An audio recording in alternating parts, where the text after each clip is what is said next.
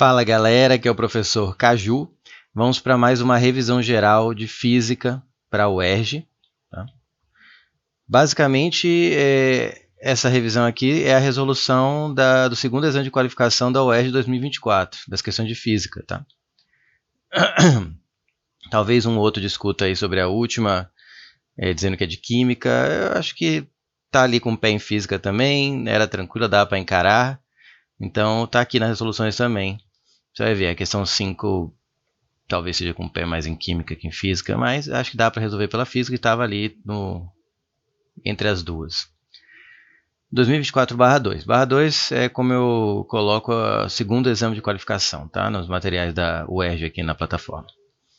Um bloco com massa igual a 12 kg encontra-se inicialmente em repouso. Está aqui, né? Inicialmente em repouso é uma frase importantíssima que aparece em diversos exercícios de cinemática e de dinâmica e que o aluno que fica só sublinhando o número acaba perdendo às vezes. Tá? Inicialmente em repouso implica que a velocidade inicial é nula. Nessa questão talvez nem seja relevante, mas é sempre bom ficar atenta a essa informação. Aí. Em repouso sobre determinado tipo de superfície plana e horizontal. Esse plano horizontal vai ser importantíssimo para essa questão. Em um dado instante, o bloco é empurrado por uma força de 72 newtons, paralela à superfície, que é plana e horizontal, que se iguala ao módulo da força máxima de atrito estático. Eu já falei isso tanto em diversas aulas, não sei se foi na UERJ que eu gravo aula para tu que é vestibular, mas você tem acesso, quem tem acesso à plataforma tem acesso a todas as aulas. Se assistir às aulas dinâmicas, eu falo isso tantas vezes, que a força de atrito estático, o valor quando você calcula μ vezes normal, que a gente vai usar aqui, é para o máximo. Porque pode ser aquilo, dependendo da questão, ou pode ser menos que aquilo, enquanto for. Agora, o atrito dinâmico, não. O μ normal dá o valor e ponto. Agora, para atrito estático, a fórmula, a equação μ vezes normal te dá o valor máximo que ele pode assumir. Então, aqui é importantíssimo, como o objeto não vai se mexer, porque ele está igualando ao máximo, que ele diga que é o máximo. Então, aqui ele está me autorizando a usar a equação do μ vezes normal. Caso contrário, μ vezes normal serviria só para descobrir qual é o máximo, para ver se a força está superando aquilo, ou seja, o bloco acelera, ou não, o bloco fica parado. Mas se o bloco fica parado, a força de atrito real, digamos assim, pode ser menor que a máxima. Não vou entrar em detalhes aqui, porque essa questão não vou usar essa parte do menor que a máxima. Mas ficou curioso, curiosa, destrincha ali as aulas, ou faz uma lista no construtor de lista da plataforma de força de atrito, e que vai aparecer aí questões com essa ideia. Tá? Tá, que atua sobre ele. Então, ele igualou o módulo da força máxima de atrito estático que atua sobre ele. Considere os seguintes valores de coeficiente de atrito estático. Tipo de superfície, a madeira, 0,2, alumínio tem coeficiente de 0,4, aço, coeficiente de atrito estático 0,6 e a borracha 0,8. Admitindo a aceleração da gravidade igual a 10 metros por segundo ao quadrado, o bloco se encontra sobre o seguinte tipo de superfície. Então, vamos lá. Então, vou desenhar aqui, ó, superfície plana e horizontal. O bloco está sobre essa superfície. Tá? Eu fiz uma força.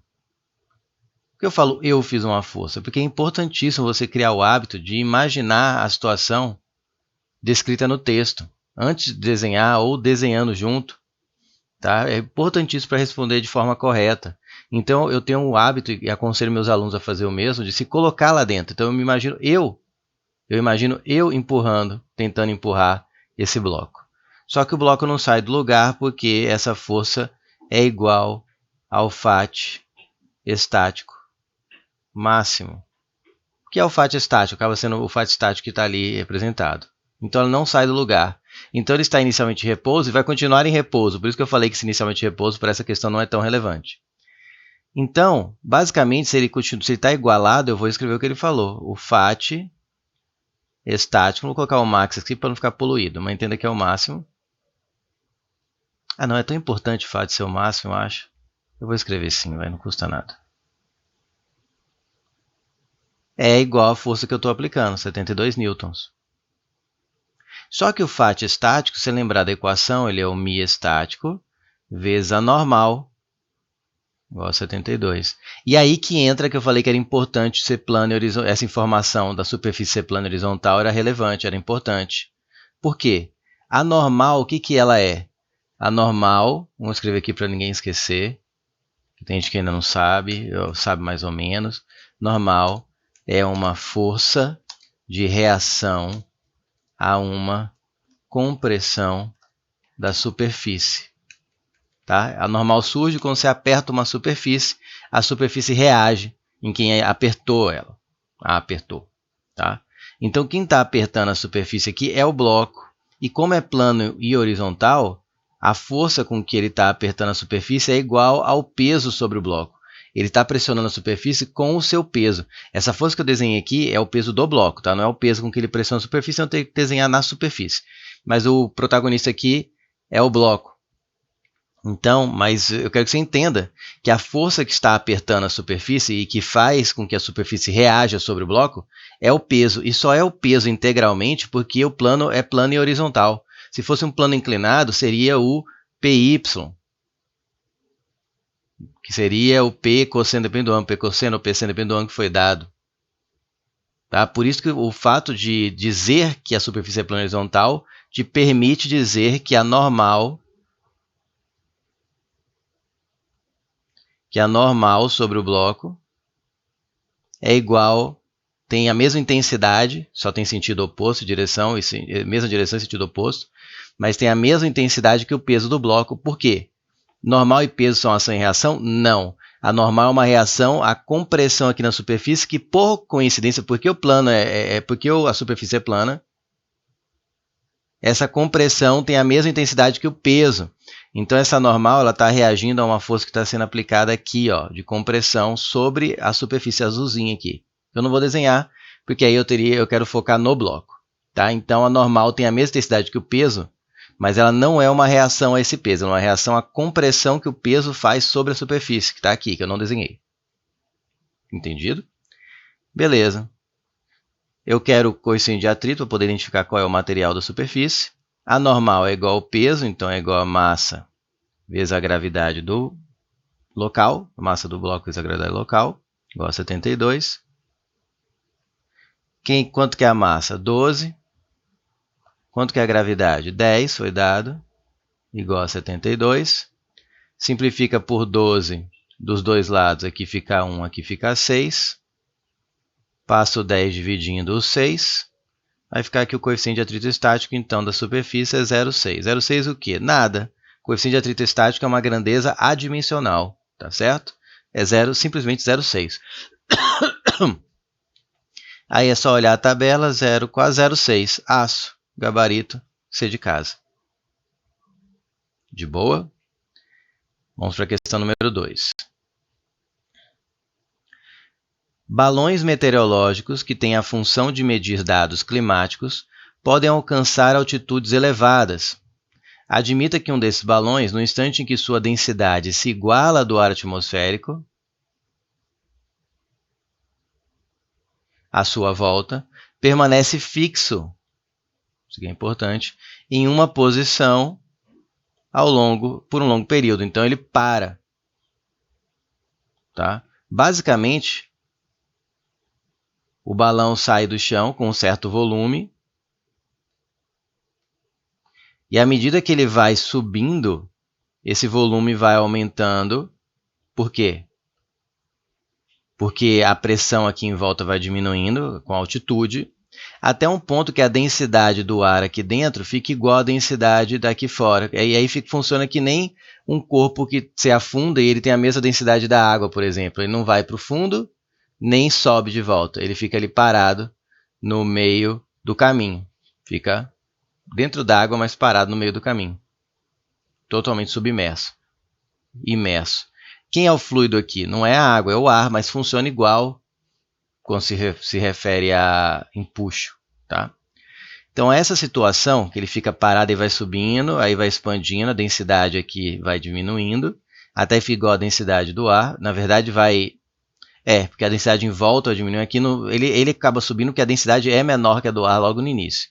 Mas ele vai subindo, chegando num ponto que vai expandindo, e a densidade em volta e aqui dentro vão mudando à medida que vai porque a massa é a mesma e o volume vai aumentando, até que chega num ponto que elas se igualam, e aí ele fica mais ou menos naquela altitude ali por um bom período de tempo. Essa situação ocorre quando as duas forças que atuam sobre o balão, ele te fala, né, ele te entrega o jogo, você tinha que saber isso. O peso, P, e o empuxo, E, correspondem à razão. Então ele já falou que tem duas forças e são essa aí, peso e empuxo. O peso aqui sobre o balão e o empuxo, que é uma força de baixo para cima que o fluido exerce sobre o corpo que está imerso nele. Se ele parou, se ele ficou fixo em uma mesma posição, pela primeira lei de Newton, repouso implica que a força resultante sobre o balão é zero. Tá? Isso implica que se é zero, é porque em módulo, o peso, em intensidade, o peso é igual ao empuxo.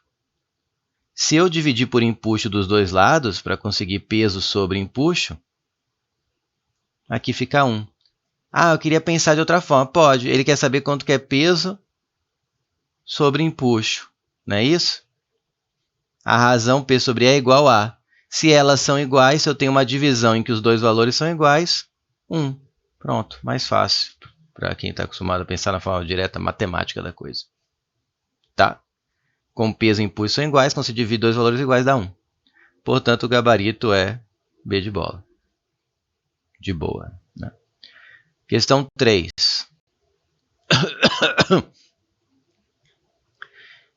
O gráfico a seguir representa a energia potencial gravitacional. Essa aqui é uma questão que estava aí, um pezinho em gravitação e um pezinho em energia. Só que para mim o core dela, o núcleo do método de resolvê-la está em energia. Mais especificamente energia potencial gravitacional. Então, e para mim eu classifiquei ela como uma questão de energia e não de gravitação. Mas está ligado. O gráfico a seguir representa a energia potencial gravitacional em função da altura de um mesmo objeto posicionado próximo à superfície dos planetas W, X, Y e Z de um sistema estelar. Então você imaginou, né? É meio difícil imaginar, mas porque não é muito realista para o momento atual, mas você está em outro sistema estelar e colocou aquele objeto na superfície, uma certa altura da superfície de um planeta, e foi até outro planeta e colocou na mesma altura, foi outro planeta e colocou na mesma altura em relação à superfície e foi medindo ali a energia potencial gravitacional em cada planeta. E teve esse gráfico. Tá? Observe que todos estão numa mesma altura H. Só que a energia potencial do Z ficou baixinha. No planeta Y, a energia potencial ficou mais alta. No planeta X, a energia potencial já foi mais alta. E no planeta W, foi onde teve a máxima energia potencial entre os 4 planetas. Lembra? Leitura de gráfico, sempre falo, presta atenção nos eixos. O eixo vertical é a energia potencial gravitacional dada em joules. O eixo horizontal é a altura dada em metros. Então, todos estão numa mesma altura. Só que, mesmo assim, no planeta W, e é um mesmo objeto, adquiriu a maior energia potencial. Considere que o objeto se encontra na mesma altura H, em uma mesma altura H em cada um dos planetas, o gráfico já tinha dito isso. Nessas condições, esse objeto está submetido a uma aceleração gravitacional mais intensa no planeta indicado pela letra. Bom, aqui eu só precisava lembrar que a equação da energia potencial gravitacional é dada pelo produto da massa do objeto vezes a gravidade local vezes a altura em relação à superfície. Como a altura em relação à superfície para os 4 planetas é a mesma, como é o mesmo objeto, então a massa nos 4 planetas é a mesma, o que tem a maior energia potencial, pode olhar pela equação, são diretamente proporcionais, energia potencial e gravidade. Vai ter a maior gravidade. Portanto, quem tem a maior energia potencial é o W, então é no planeta que existe a maior gravidade. Que é o que ele é o que ele quer, mais intensa. Portanto, a resposta é A, W, planeta W, gabarito A. Massa, né? Agora vamos para essas duas, acho que é já um pezinho em química. Essa menos, a última mais. Uma equipe de cientistas com o objetivo de simular a respiração humana, então aqui vai trabalhar, tem um pouco em biologia aqui também, né? Fala da respiração humana, criou um dispositivo que converte 0,02 gramas de vapor d'água em água líquida. A cada ciclo, quando que ele faz? A cada ciclo de inspiração e expiração, a temperatura constante, isotérmica. Mas essa parte isotérmica eu nem vou, não vai ser muito relevante para a resolução, né? É mais para a interpretação. Então, o ciclo de inspiração e expiração é a mesma coisa que a respiração. Cada vez que eu Respirei, acabou um ciclo. 2 ciclos. E aí eles criaram uma máquina que simula isso. E ele converte vapor de água, vamos desenhar aqui para ficar mais claro enxergar, vapor de água em água. Só que se você lembra a parte um pouco de física e química, o vapor d'água tem mais energia que a água líquida, né? Para ele virar vapor d'água, ele tem que ganhar energia para evaporar, digamos assim. Então aqui a energia é alta, aqui a energia já é mais baixa. Então, para ele fazer isso aqui, a máquina está convertendo vapor d'água em água líquida. Ele está fazendo o quê? Ele está roubando, tirando energia do vapor d'água, de algum jeito. E aí ela converte em água líquida e eu coleto ali. Tá? Continuar a ler. Admita que esse dispositivo tem uma energia aqui saindo da máquina, digamos assim. Admita que esse dispositivo simule 15 ciclos de respiração por minuto. Então ele faz 15 vezes a cada minuto. E que o calor latente de vaporização da água seja igual a 2.400 joules por grama. Ou seja, são 2.400 joules para cada grama de água virar vapor. Isso, ou seja, você tem que fornecer 2.400 gramas, 2.400 joules. Você teria que fornecer 2.400 joules para cada grama de água virar vapor. Só que eu estou fazendo o contrário. Então, na verdade, eu estou removendo 2.400 joules para cada grama de vapor d'água virar água. Tá? É só a interpretação aqui. Não ia interferir muito na resposta, mas eu quero que vocês não acostumem a só entender que era usar essa equação e resolveu. Por que aquela equação? Por que ele vai perguntar aqui, ó, a taxa de calor perdida? Alguém parou para se perguntar por que ele usa a palavra perdida pelo dispositivo? Ou você eu usei a forma, deu certo. E se num outro exercício, esse perdida for relevante, porque vai trocar o sinal aqui e você erra porque não trocou? Porque você só olhou a fórmula, então era essa fórmula. Então, aprenda a tentar entender o máximo possível do texto. Por que é a taxa de calor perdida? Porque ele está roubando energia do vapor para virar água. Então, ele está eliminando energia, jogando para o ambiente o dispositivo. Em joules por segundo é igual a. Agora que você enxergou a dinâmica do processo, então vamos observar aqui uma coisa. Vamos pegar um ciclo. Vamos primeiro pensar em um ciclo. Vamos fazer em etapas. Pensando isoladamente em apenas um ciclo, ele pega 0,02 gramas e rouba um tanto de energia. Vou colocar aqui X joules, para que ele vire líquido, né? Vapor da água vire líquido. Eu sei que para cada 1 grama, eu preciso roubar 2.400 joules, correto? A questão deu, são 2.400 joules para cada grama. Resolvendo essa regra de 3 aqui, porque são grandezas diretamente proporcionais, quanto mais energia eu roubo, maior é a massa que vira vapor, que de vapor d'água vira líquido. Se eu não roubo energia nenhuma, nenhum vapor d'água vira líquido, então diretamente proporcional. Vai ficar 2.400 vezes 0,0. Ah, professor, eu não usei regra de 3, usei lógica. Perfeito, parabéns. Se são 2.400 joules para cada grama, em 0,02 gramas é 2.400 vezes 0,02. Perfeito. Como que você faz aqui de cabeça? Você tira as duas casas decimais aqui, multiplica por 100 aqui e divide por 100 aqui, dá na mesma. Então você rouba, você pega emprestado 100 daqui e dá aqui para o 0,02, e aí fica o mesmo que 24 vezes 2. É o mesmo que 2.400 vezes 0,02. Então são 48 joules a cada ciclo, né? Porque eu fiz para um ciclo. Mas são 15 ciclos por minuto. Então vamos fazer uma regra 3 já diretona. Vamos pensar aqui, ó, assim. Agora acabou a ideia de um ciclo. Eu vi que cada ciclo ele precisa roubar 48 joules.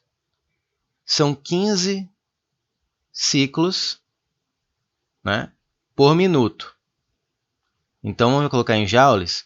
Então é 15 vezes 48 joules por minuto que ele retira do vapor d'água. Só que eu quero em joules por segundo. Então eu quero aqui em 1 segundo. Vou colocar só S, gente. Segue, o pessoal vai achar que é segunda-feira. Ah, mas aí uma regra de 3 tem que estar na mesma unidade em cima e embaixo na coluna. Muito bem, parabéns. Então, em 1 minuto, eu vou substituir aqui para 60 segundos. Dá na mesma? E a unidade agora fica a mesma. Muito bem. E aqui eu vou descobrir quantos joules, chamar de Y para não confundir com o X ali da outra regra de 3. Eu vou descobrir quantos joules, então, se em 15 ciclos, dá 15 vezes 48 joules que eu roubo do vapor d'água, e é 15 ciclos por minuto. Então, é 15 vezes 48 joules que eu roubo por minuto do vapor d'água. Quantos joules, então, eu roubo em 1 segundo? Vai dar aqui em joules por segundo, que já é a resposta. Então, Y vai dar 15 vezes 48 dividido por 60. Divide por 15 em cima e embaixo, que fica 4. Divide por 4 em cima e embaixo, que fica 1, aqui fica 12. Então, são 12 joules, ou seja, a cada segundo ele está removendo o vapor d'água a 12 joules por segundo. Gabarito D de dado. Tá certo? Ah, professor, eu fiz por lógica de novo. Se cada ciclo é 48 joules, 15 é 15 vezes 48. Só que isso é por minuto, então eu queria por segundo, eu dividi por 60, porque é 60 vezes menos em 1 segundo, porque 1 segundo é 60 vezes menos que 1 minuto. Então eu fiz 15 vezes 48 por 60 e deu certo. Parabéns, já está fluido aí no raciocínio. Excelente. Aqui eu fiz uma forma um pouco mais didática, mais passo a passo, para internalizar para quem ainda está pegando aí. E vamos para a saideira? A quinta questão, como eu falei, alguns dizer que é química, talvez eu concorde que é mais química do que física, mas acho que física podia encarar essa aqui de boa, um físico de boa. Alguns podem achar que é mais física. Enfim, vou fazer, tá? Vou fazer. Diversas fontes de radioatividade, fala de radiação, né? Radioatividade. Diversas fontes de radioatividade natural não são perigosas, achei muito interessante isso, pois emitem quantidades muito baixas de radiação. Um exemplo é o isótopo radioativo do potássio, K, lembra? É químico, potássio 40, presente em bananas. Eu nem sabia que eu comia potássio 40 radioativo quando comia banana, mas é muito pouco. Em uma quantidade de 10 a menos 6, 0,000001 mol de radioatividade potássio 40 por banana. Considere que a radiação recebida em uma radiografia odontológica seja equivalente a 3,2 e 10 a menos 3 gramas de potássio 40. Opa, aqui está em mol, aqui está em grama. Vem aquela parte de química de converter um para o outro, né? Para se atingir a mesma quantidade de radiação dessa radiografia, seria necessário o seguinte número mínimo de bananas. Legal, né? Ele quer saber quantas bananas você tem que comer para receber uma taxa de radioatividade, de radiação, equivalente a uma radiografia odontológica. Você tira um dente que é super incômodo, né? Depende do lugar. Tem umas que tem que tirar umas 5 vezes para poder sair direito. Faz parte. Vamos ver quantas bananas são? Então, o que eu tenho que lembrar? Que é mais química aí, talvez. É física, mas você aprende mais em química no ensino médio, né? O potássio é 40. O que é esse número aqui, que vem aqui superior à esquerda? É o número de massa. Né? A massa do potássio que é 40.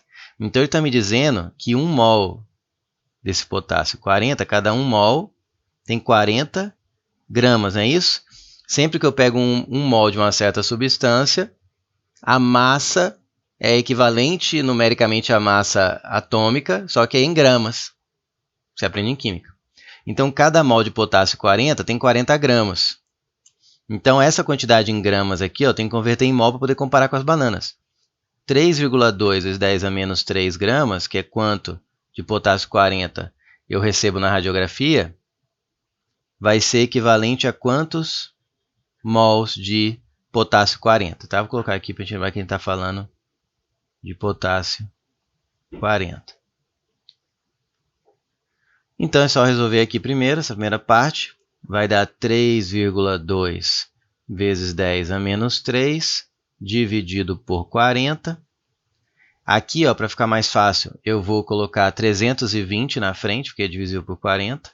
Só que como eu multipliquei aqui por 100, para compensar eu divido a potência de 10 por 100, para ficar elas por elas. Aí aqui fica menos 5, então, dividido por 40, só para facilitar a minha vida aqui na conta. Se quiser fazer a conta com o decimal, fica à vontade, que eu não gosto. Corto 0, 32 por 4 dá 8. Então vai ficar 8 vezes 10 a menos 5 o quê? Mol de potássio 40 que você recebe em uma radiografia odontológica. Agora, para fazer uma regra de 3, ou dividir, fazer uma regra de 3 que eu sei que vocês adoram, uma banana tem 10 a menos 6 mol de potássio 40. Quantas bananas para ter 8 vezes 10 a menos 5 mol de potássio 40? Uma de Y. Então vai dar 8 vezes 10 a menos 5, dividido por 10 a menos 6, divisão de potência de mesma base, mantém a base, o 8 eu mantenho aqui, mantém a base 10 e subtrai os expoentes, menos 5 menos menos 6 dá menos 5 mais 6, que dá 1. Então isso aqui vai dar 80. Então você teria que ingerir aproximadamente 80 bananas, mano pra caramba, para que a taxa de radiação recebida por ingerir as bananas fosse equivalente a uma única radiografia odontológica. Então haja banana, né? Haja banana. Então tá seguro, né? É muito pequeno, como ele falou, a radiação em alimentos que a gente está acostumado a comer. Gabarito, D de dado. E é isso, galera. Foi. Essas foram as questões de física do segundo exame de qualificação, o ERG 2024, que por sinal aconteceu ontem, na data dessa gravação. Espero que tenham ido bem na prova. Se estiverem vendo isso aqui depois, espero que isso ajude a você ir bem na sua próxima prova. E é isso. Até a próxima revisão geral.